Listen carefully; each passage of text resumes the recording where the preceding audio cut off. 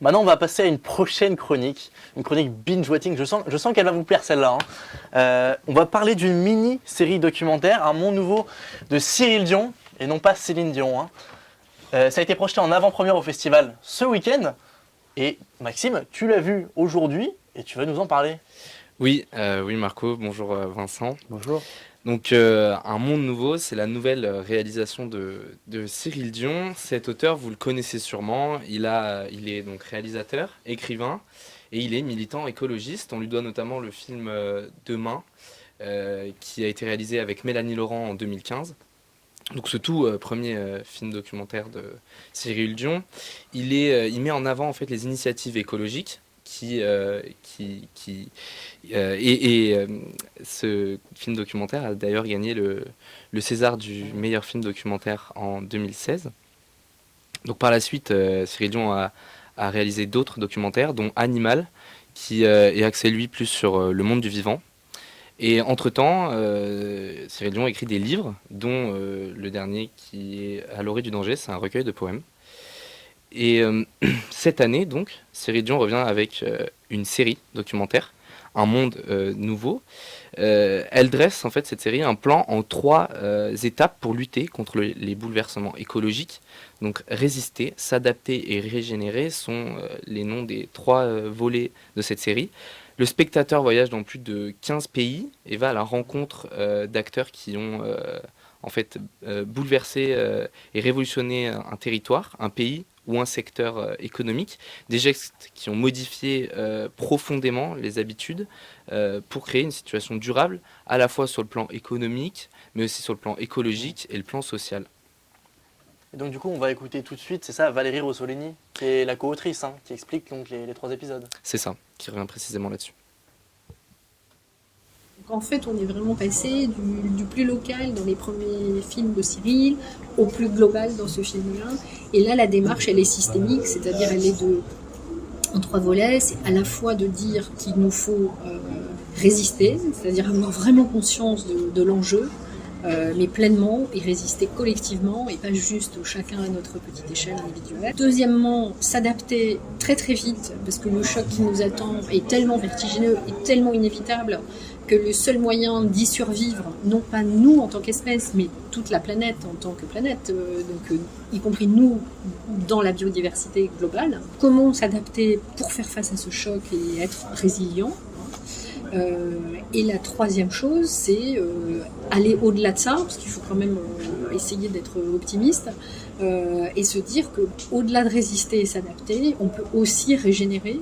Et régénérer, c'est non seulement l'environnement tel qu'on l'imagine, donc la forêt, la mangrove, l'océan, etc., mais c'est aussi donc toute cette nature qui peut nous aider à nous régénérer aussi, mais nous aussi nous régénérer en tant qu'espèce humaine et en tant que société et en tant que corps politique et régénérer la vie de la cité en fait qui est la nôtre.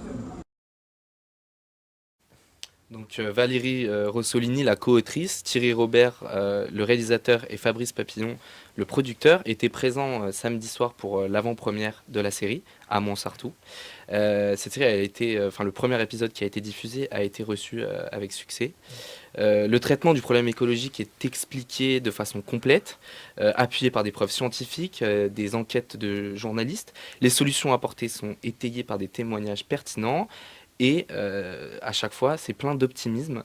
Et ça, c'est vraiment le point fort du documentaire. On nous montre comment faire, on explore des solutions qui ont fait leurs preuves. On nous indique les voies pour améliorer la situation. La co-autrice l'a formulé pendant le débat à la suite de la projection.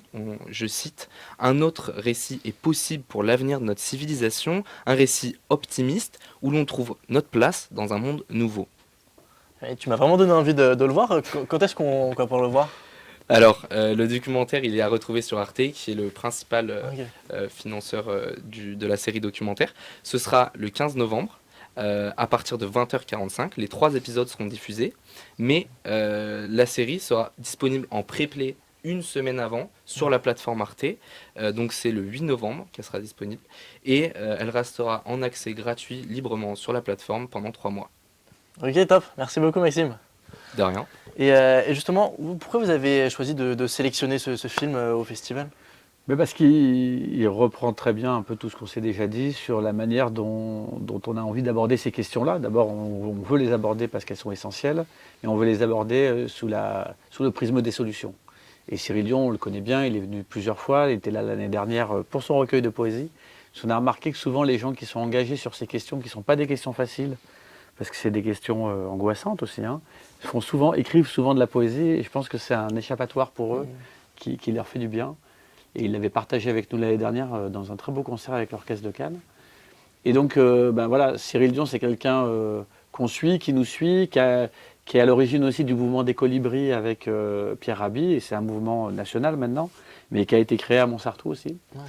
Et voilà, donc à un moment donné, Fabrice Papillon, qui est déjà venu, qui est le producteur, nous a parlé de ce documentaire, et ça nous paraissait ça, tout simplement une évidence que l'ouverture du vendredi soir du Festival du Livre se fasse avec ce film, qui vraiment, voilà, comme vous l'avez dit, est très pédagogique, et en même temps apporte cette question avec des éléments de solution, avec des éléments d'engagement en fait. Et on se retrouve complètement dans cette philosophie-là. Ouais, complètement. Et vous l'avez vu, vous, le premier épisode ? Oui, bien sûr. Elle nous a envoyé des liens avant la projection. On a vu le documentaire, puis après on l'a projeté. Tout à fait.